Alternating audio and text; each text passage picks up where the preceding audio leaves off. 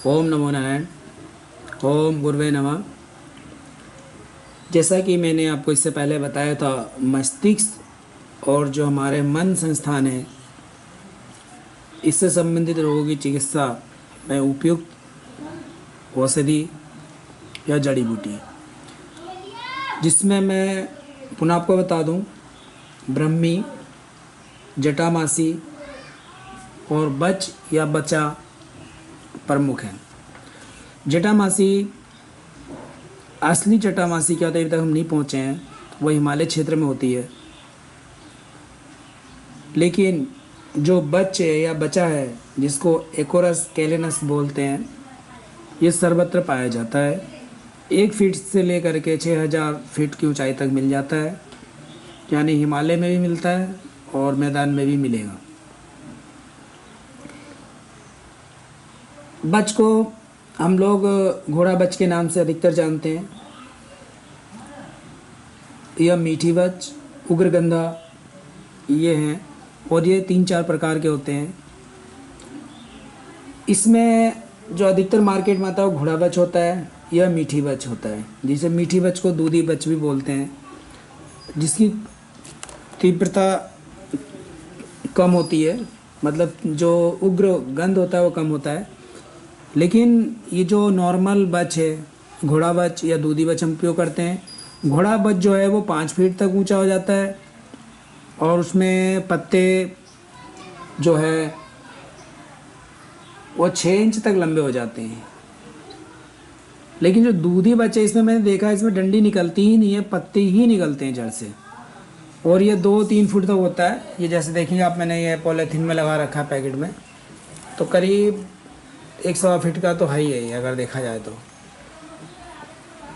इस तरीके से हम देखते हैं तो ये दूधी बची हम लोगों को ज़्यादा मिलता है और घोड़ा बच बाज़ार में होता है, जो बाजा ज्वार की तरह ऊंचे ऊंचे पेड़ हो जाते हैं। और ये नदी नाले किनारे जहाँ ढलान वाली दलदली भूमि होती है वहाँ पे होता है। पहाड़ों में ढलान पे जहाँ पानी रिसता वहाँ होता है, और मैदान में नदी नालों किनारे पाया जाता है। तो इसमें देखेंगे ये पत्ते होते हैं, इसमें एक डंडी निकलती है जिसमें फूल आता है यहाँ बीचों बीच, और ये देखेंगे इसकी जड़ है। तो इसका हम तना उपयोग में लाते हैं, जो तना ज़मीन के अंदर होता है, जिसे यानी गांठ बोलेंगे। ये जो जैसे अदरक को भी एक तना होता है, उस तरीके से ये फैल बढ़ते जाता है आगे को, और फिर नए नए पौधे बनते हैं। जैसे यहाँ से पौधा ये देखिए निकला है, तो ये फिर बाद में काफ़ी ऊंचा हो जाएगा, फिर यहाँ पे एक गांठ प्राप्त होगी। तो ये हम देखेंगे, तो ये मैंने कुछ इकट्ठा करके रखा था पहले। ये अभी तक इसका जो प्रयोग पता था हमें यही था कि इसको हम मुंह में इसके पत्ते को चबाते रहते हैं, या अपने पैरों में इसकी लकड़ी, यानी ये जो बच आप देख रहे होंगे, इसको बड़ी लकड़ी पैरों में बांध लेते हैं, हाथ में बांध लेते हैं। तो जंगलों में जाते हैं तो सांप काटने का खतरा ख़त्म हो जाता है। यानी कि सर्प इसकी गंध से सर्प आपके पास नहीं आता है, ऐसा सुना गया है। और ऐसा बहुत से हमारे वैद्यराज लोग जी भी बोलते हैं। लेकिन मेरा अनुभूत नहीं है, क्योंकि हम जंगलों में जाते हैं तो हम पहले ही बांध लेते हैं। तो हो सकता है सांप आए तो ना हो, मेरे पॉकेट में रहता है, बांधता तो मैं नहीं हूँ खैर। लेकिन हम डर तो सबको लगता है। लेकिन ये देखिए, आज से मैंने इसको काफ़ी 6 महीने हो गए और ये अभी तक इसमें से गंध बहुत आ रही, तीव्र गंध। यानी इसको उग्रगंधा इसीलिए बोला गया है। और ये मुंह में हम इसको लेते हैं तो हल्का सा चरपरासा होता है, एक विशेष प्रकार की गंध निकलती है जो कि बहुत ही अच्छी लगती है। और बाद में हल्का फुल्का ये थोड़ा अदरक की तरह तीव्र जलन करता है, जैसे सौंठ होता है वैसे इसका स्वाद होता है। लेकिन ये ठंडा ठंडा एक अजीब सा स्वाद होगा, मतलब उस तरीके से करेगा, थोड़ा कड़वापन पे होता है इसका स्वाद। आप देख सकते हैं पत्ते का स्वाद भी ऐसे ही मिलेगा। तो ये तो रही बात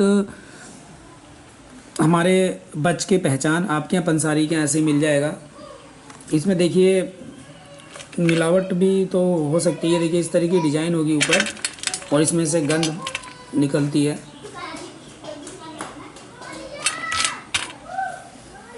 इसमें देखिए इसका प्रयोग हम लोग, मैंने बताया कहाँ मिलेगा। इसके जड़ में जो होता है, इसमें एक तेल पाया जाता है जो कि बहुत ही फ़ायदेमंद होता है, और ये कफ बात का शमन करता है।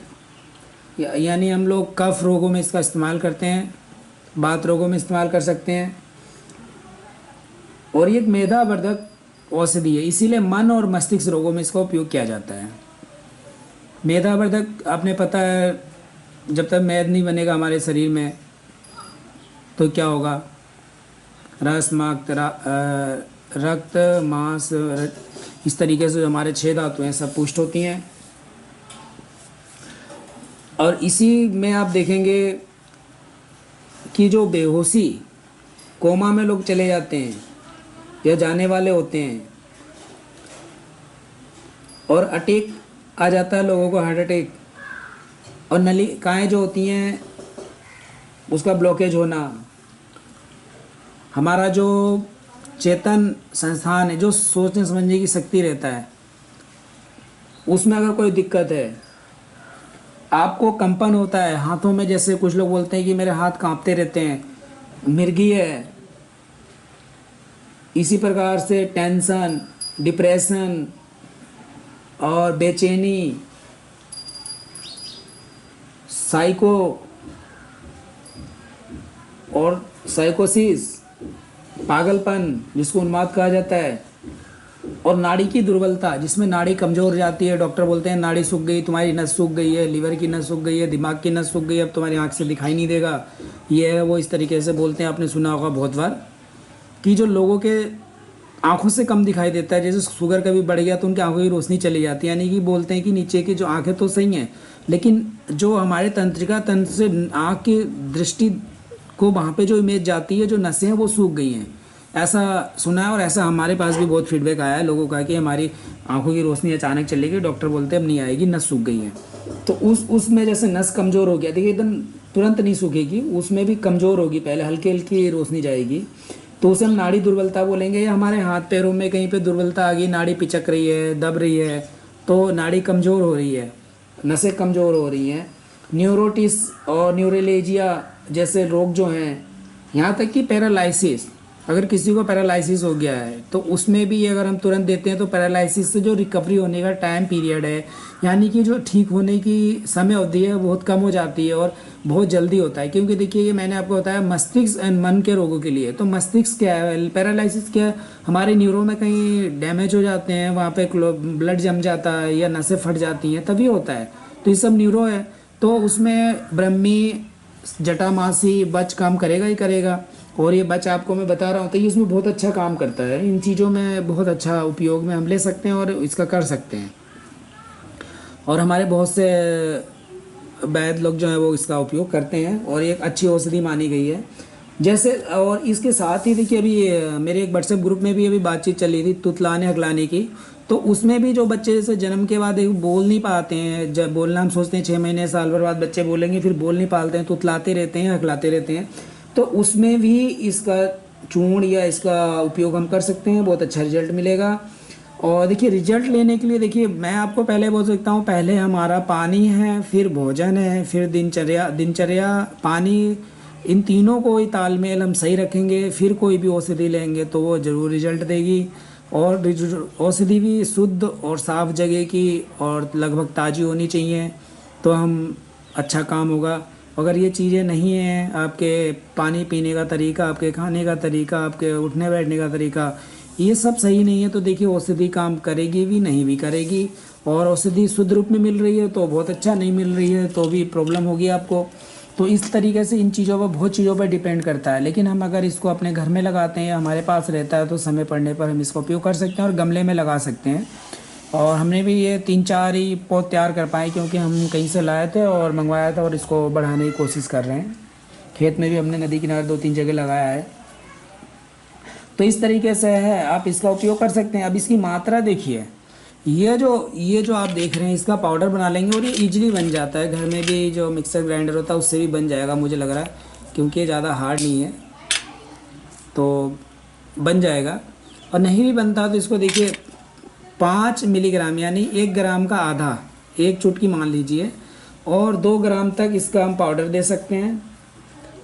25 से 50 ml तक इसका क्वाथ दे सकते हैं और इसके पत्ते का भी काढ़ा बना के हम ले सकते हैं और चाय में भी डालकर हम ले सकते हैं। ये हमारे जितने मस्तिष्क रोग है उसको लाभ करेगा। हमारे तंत्रिका तंत्र, मस्तिष्क तंत्र और मन की जो स्थिति है, बेचैनी, घबराहट, डिप्रेशन, टेंशन, इन सब चीज़ों में काम करेगा और आप इसका उपयोग कर सकते हैं अच्छे से। चाय के रूप में करिए। देखिए हमारे यहाँ चाय पहले भी बनता था, जो क्वाथ है, जो काढ़ा है, क्वाथ क्या हुआ, क्वाथ चाय तो है, इन्होंने इसका नाम बदल दिया, चाय रख दिया। क्वाथ में क्या औषधियाँ यूज होती थी, इन्होंने बनी बनाई आजकल देखो सारी चाय पत्ती वाली जो कंपनियां हैं सब उसमें लौंग इलायची डाल के आयुर्वेदिक चाय के नाम से बेच रही हैं, वो सब कुछ नहीं है। आप अपना घर पे लीजिए, अब लेमन ग्रास है, बचा है, इसी तरीके से बहुत सारी औषधियाँ हैं, तुलसी है, गिलोय है, अदरक है, काली मिर्च है, पीपली है, सौंठ है, क्या क्या चीज़ नहीं है हमारे पास, मुलेठी है। इन सब वनस्पतियों का अगर हम देखिए, मैं ये नहीं कहता कि कंटिन्यू एक ही वनस्पति या एक ही जड़ी बूटी का उपयोग करिएगा। आप बदल बदल के सप्ताह में 2 दिन एक चीज़ का, 2 दिन एक वनस्पति का, 2 दिन एक वनस्पति का आप काढ़ा लीजिए या चाय लीजिए, आप देखिए आपको बहुत ही फ़ायदा होगा और आप लाभ लाभ बहुत मिलेगा और आप निरोगी रहेंगे।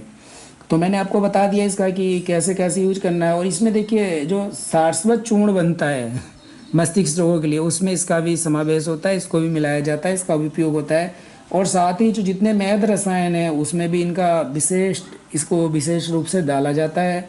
साथ ही ब्रह्मी और जटामासी को मिला करके अगर हम यूज करते हैं, दोनों को सम मात्रा में रखते हैं, तो कोई भी मनोरोग या मनोविकार, जैसे मन में विकार है, मन के रोग हैं, या आदमी गलत सोचता है, उसकी सोचने की क्षमता हमेशा निगेटिव हो गई, तो उसमें यह बहुत ही लाभ करेगा।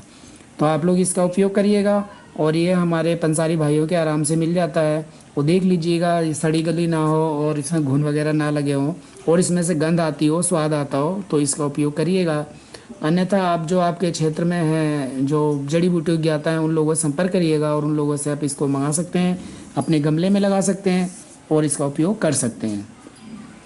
और हम तो सीधी सादी बातें हम बोलते हैं कि औषधि ही भोजन है, भोजन ही औषधि है, अपने शामिल कर लो। आजकल भूमि आंवला हो रहा है, उसकी चटनी बना खाओ नमक मिर्च डाल के, लीवर रोग नहीं होंगे। तो इस तरीके से आप इसका उपयोग करिए। ज़्यादा समय ना लेते हुए आप लोगों का धन्यवाद। आप लोगों ने मेरी वीडियो देखी। अगर देखिए आप लोगों को मेरी वीडियो पसंद आती है तो कमेंट के माध्यम से जो भी कमी है या अच्छी बात है उसको ज़रूर शेयर करा करें, ताकि और लोग भी मोटिवेट हों। और दूसरे अपने मित्रों को तो शेयर करना ही करना है, ताकि वो भी लाभ ले सकें। और साथ में अगर किसी का कोई और स्वानुभूत प्रयोग हो तो बताइए, जैसे आप लोग हमेशा बताते हैं, उन लोगों का बहुत बहुत धन्यवाद, बहुत बहुत आभार।